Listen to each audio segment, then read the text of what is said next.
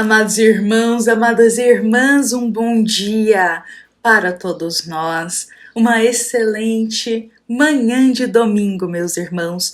É com o nosso coração em paz e feliz que nós estamos aqui iniciando o nosso momento do Evangelho Diário. Estes breves minutinhos que o nosso coração se reúne aqui como uma grande família para acolher os doces ensinos do Evangelho, unindo com a obra 50 anos depois. Meus amados irmãos, nós nos encontramos aqui todos os dias, às 7:30 da manhã, e juntos estamos passando capítulo a capítulo da obra 50 anos depois, e unindo cada trecho de um novo capítulo com a obra O Evangelho segundo o Espiritismo. Então, cada dia para nós é um dia de um novo esclarecimento, de uma nova palavra de esperança, de palavras de fé e consolação para o nosso coração. Então sejam todos muito bem-vindos. É com muita alegria que a gente inicia esse momento aqui juntos e que convidamos o nosso amado Mestre Jesus para estar aqui, nos abençoando, nos amparando, nos concedendo a força para mais um dia. Meus amados irmãos, para nós iniciarmos hoje o nosso encontro dessa nossa grande família, 50 anos depois, meus amados irmãos, eu queria compartilhar com todos nós uma mensagem que foi uma mensagem que eu retirei hoje neste livro que se chama Coragem. Essa edição dessa obra é uma edição para a gente carregar na bolsa, para a gente poder carregar conosco, uma edição menorzinha. E hoje, meus irmãos, junto com essa obra, eu tirei uma mensagem para o meu dia. E a mensagem que saiu hoje eu queria muito compartilhar com todos nós. Essa mensagem, meus irmãos, ela se chama A Crítica e Nós. Então são palavras do nosso querido Espírito Emmanuel, e ele irá nos dizer: diante da tarefa que te reserva, no levantamento do bem comum, é justo respeitar o que os outros dizem no campo da crítica. Entretanto, é forçoso não paralisar o serviço e nem prejudicar o serviço em virtude daquilo que os outros possam dizer. Meus irmãos, eu queria ler esse trechinho hoje aqui pra gente, para iniciar o nosso encontro.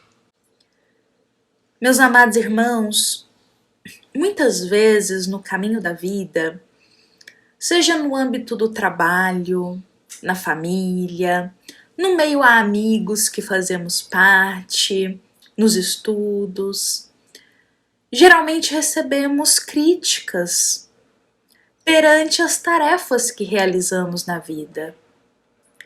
Críticas das escolhas que fazemos, crítica do caminho que estamos escolhendo, crítica do que fazemos ou deixamos de fazer. E, sobretudo, críticas muitas vezes quando nos colocamos no caminho do bem. Quando estamos fazendo algo edificante, quando estamos fazendo algo na seara do bem, que seja ajudar um parente, que seja auxiliar um amigo, que seja qualquer obra, qualquer ação que façamos no caminho do bem. Muitas vezes recebemos críticas diante dessas atitudes. E muitas vezes o nosso coração, ele balanceia.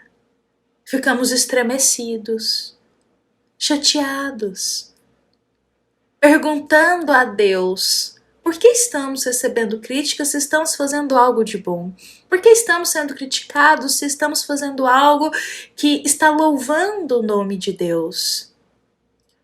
E Emmanuel nos traz a resposta nessa mensagem aqui de hoje, deste livro que se chama Coragem. Emmanuel nos diz: precisamos respeitar o que os outros dizem. Respeitar. E respeitar não significa que concordamos com o que o outro está dizendo. Mas respeitar significa que compreendemos que cada um de nós terá uma opinião. E da mesma forma que temos o direito de ter a nossa opinião, o outro também tem o direito de ter a opinião que lhe compete o coração. Então cada um de nós vai ter um olhar de muitas situações da vida e olhares diferentes. Então Emmanuel nos diz, olha, precisamos respeitar o que os outros dizem.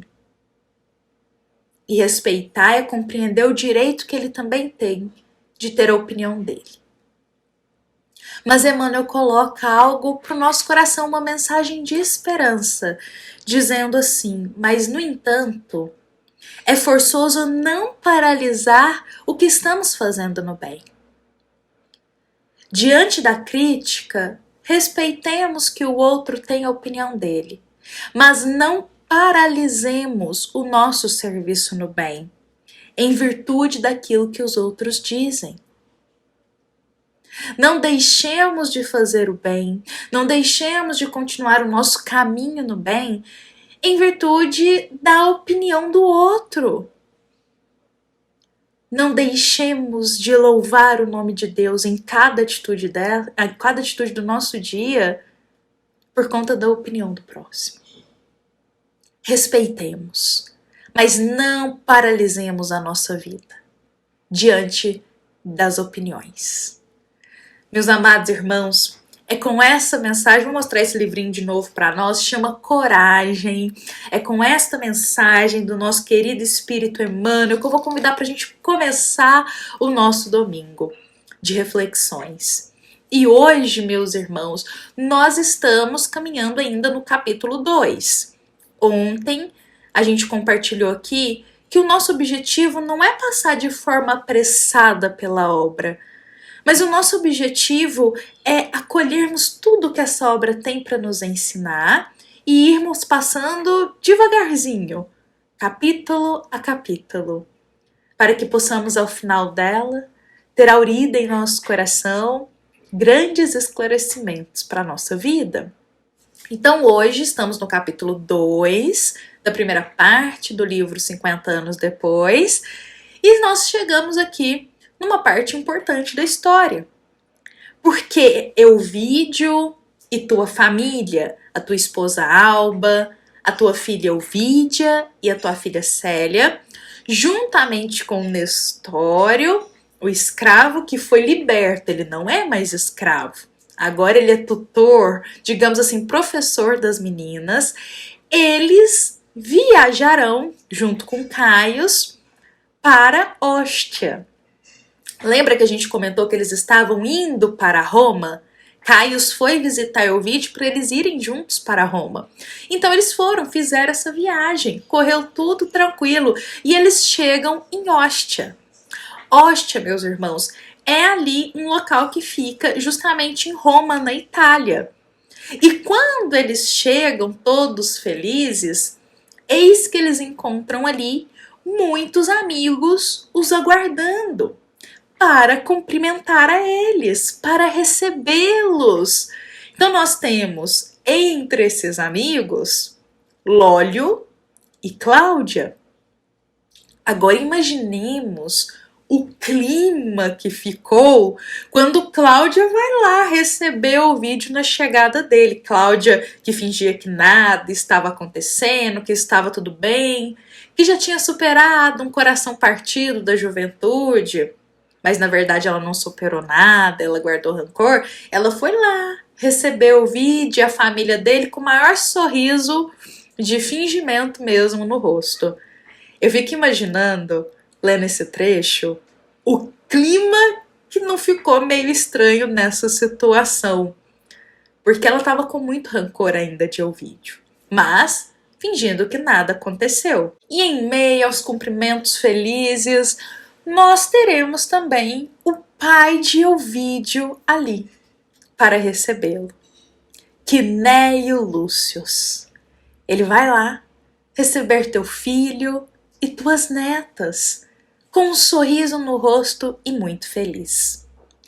E Quinéio Lúcius, meus irmãos, ele é uma alma muito importante para a nossa história, pois é-nos relatado que Quinéio Lúcius era uma alma já aureolada pelos cabelos brancos, mas por onde passava era possível sentir a sua atmosfera de amor, a tua personalidade de extrema bondade.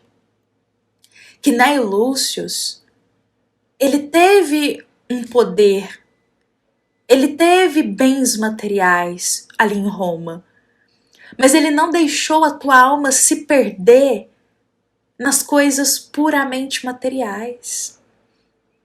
Ele focou a tua jornada também em amparar, em ajudar o próximo.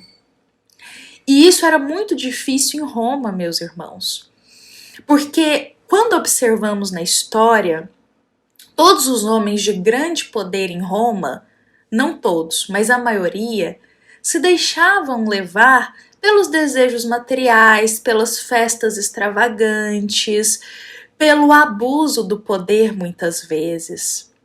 Mas Quinéio Lúcius, o pai de Ovídio, ele não seguiu esse caminho. Mesmo ali em Roma, ele manteve o teu coração auxiliando a muitos. Então ele era respeitado nos círculos aristocráticos de Roma, mas ele também era uma alma muito respeitada entre as famílias anônimas e desventuradas, porque ele ajudava essas famílias. E novamente, isso era muito difícil naquela época, meus irmãos.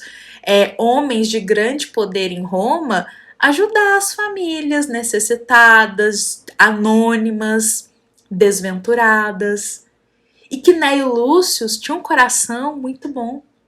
E nós precisamos ir compreendendo essa personalidade dele, pois ele vai ser uma figura muito importante na história 50 anos depois. E aliás, meus irmãos, a gente tem um ponto aqui importante, uma curiosidade para todos nós.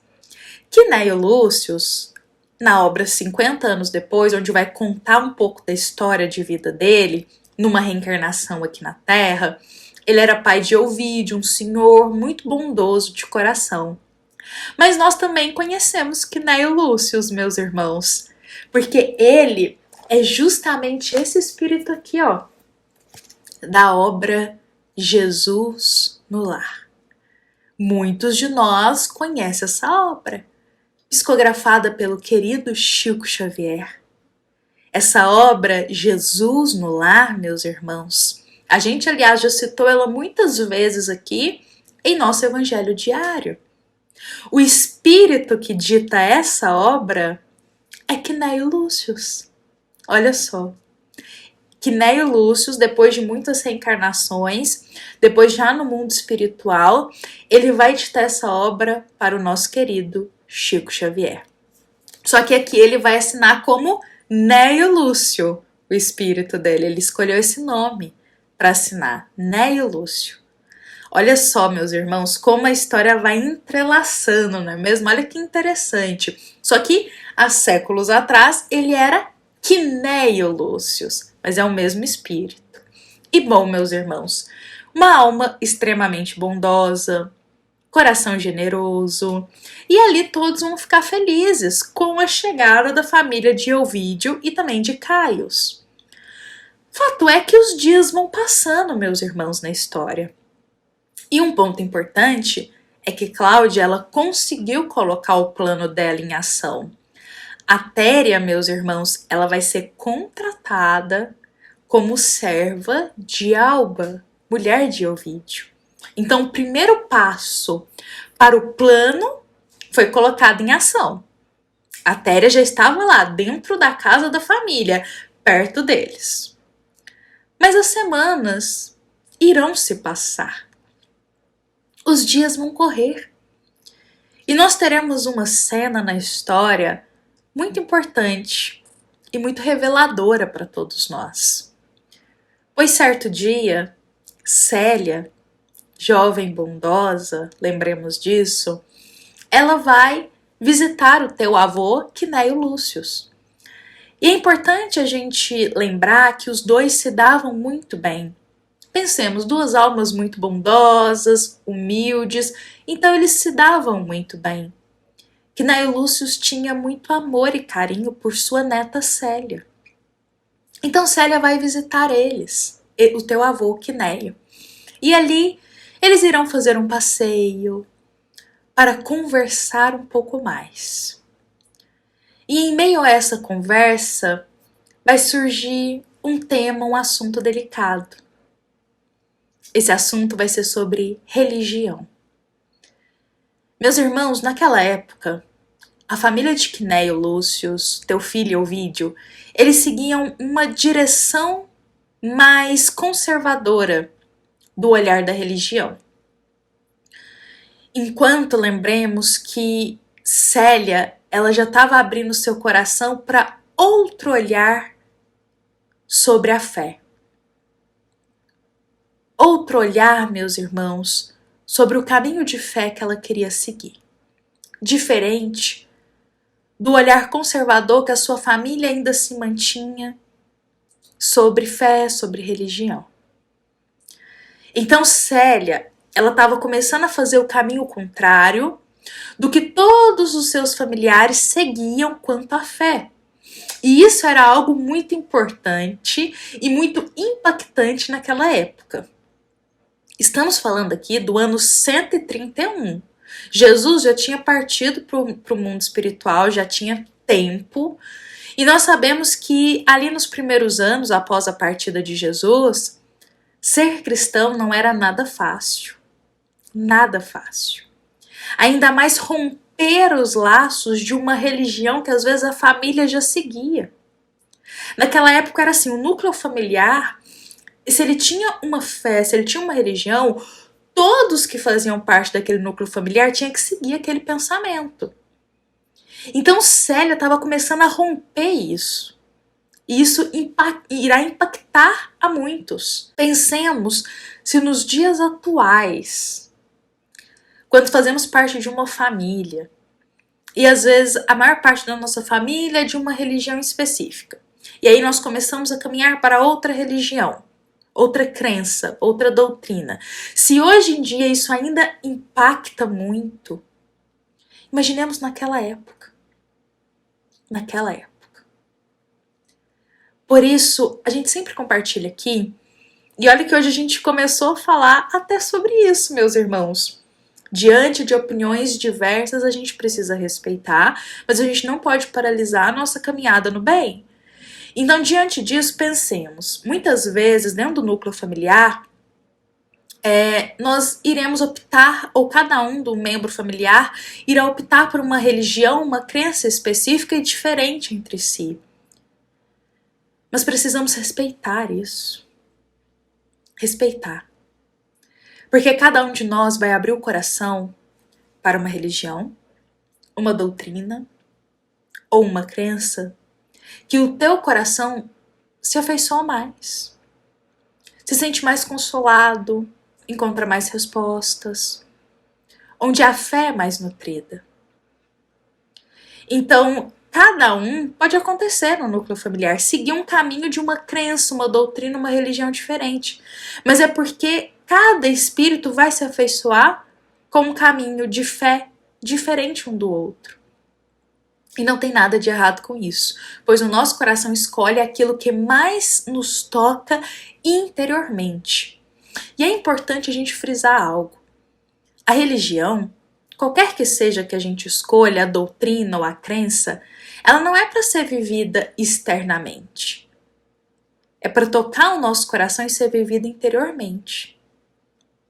Quando nós escolhemos um caminho de fé para seguir, é porque aquilo nos tocou interiormente. Então, isso é mais importante do que viver só exteriormente a religião. Então, meus irmãos, nesse caminho, Célia vai começar a comunicar ao seu avô que ela abriu o coração dela para um novo caminho de fé, para um caminho diferente do que a família dela vinha delineando. Que ela abriu o coração dela para Jesus. E ela se acreditava cristã, que só faltava o batismo para ela, lá naquela época, falando para isso. E que ela confiou o coração dela a Jesus. Célia, em suas palavras, irá dizer: Jesus de Nazaré, ele trouxe ao mundo uma nova esperança. Jesus vem falar de perdão.